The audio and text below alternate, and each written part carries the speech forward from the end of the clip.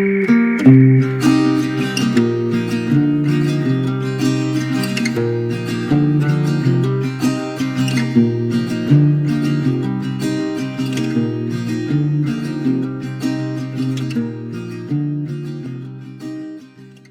everyone, hope you all are well.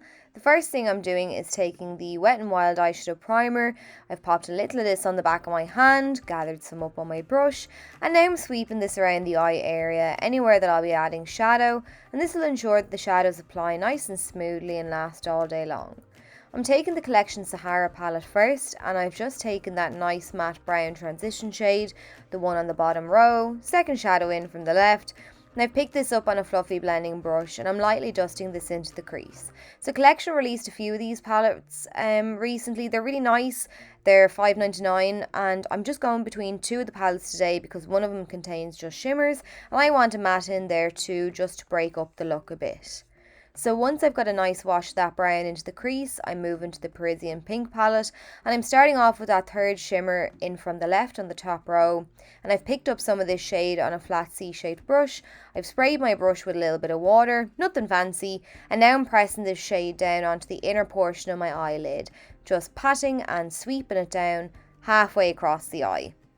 Next then, I'm taking the shadow directly underneath that on the bottom row, and I've just flipped my C-shaped brush around and I'm using the other side to apply this colour to the outer half of my eyelid. And I find that there's a good bit of fallout with these shadows, so perhaps wear a shadow shield or maybe just do your base after your eye makeup. I'm using the eyeshadows wet as well, and not only does this make them sparkle more, but it does reduce the fallout a little bit too.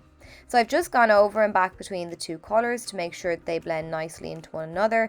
And now then I'm using that fluffy blending brush once again just to run over the edges of the crease to make sure that I've got no harsh lines. I've then picked up a little more of that darker pink eyeshadow and I'm adding another layer of it just to build up the intensity. So along with that though, I'm actually raising my brush a little higher up towards the crease just to blend the shimmer up there too, but I'm making sure not to entirely cover up that matte shade that I applied earlier. Then I'm taking the darkest shadow in the palette. It's a dark purple with little pink flecks in it, and some of these shadows actually remind me of a couple that are in the Urban Decay Naked 3 palette. But I've just picked up anyway a little bit of that shadow on a small pencil brush and I'm pressing this into the lash line on the outer corner, and then I'm rounding it up into the crease just to add a bit of depth. So I always like to elongate the shape of my eyes too, and to do that I like to flick my brush upwards and outwards on that outer edge, pulling the shadow out towards the tail of the brow. So that's just what I'm doing now. And again, just adding a couple of layers to build up the intensity, just so that I get the intensity and blend that I'm happy with. I'm going back to that Sahara palette now and I'm taking the black eyeshadow in the bottom right hand corner. I've picked up a little of this on an angled brush and I'm just very carefully lining along the upper lash line to create a nice base for the lashes that I'll be applying soon.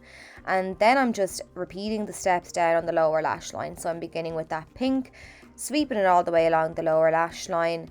Then I'm moving to the slightly darker pink. I'm adding this just to the outer half of the eye, followed by that kind of dark purpley shade.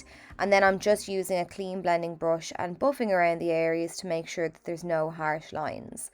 I'm then using this Wet n Wild pencil. It's actually a brow pencil. I've just picked up some though on a small kind of eyeliner brush, and I'm just working this in then to the waterline, and I find it just helps the eyes to look bigger and brighter. So I've added a pair of natural eye lower lashes, and then I'm using the Wet n Wild Mega Length Mascara to blend my own lashes in with the false ones. And also as well, don't panic if you've gotten that liner down onto the lower lashes, because the mascara is going to cover it up anyway.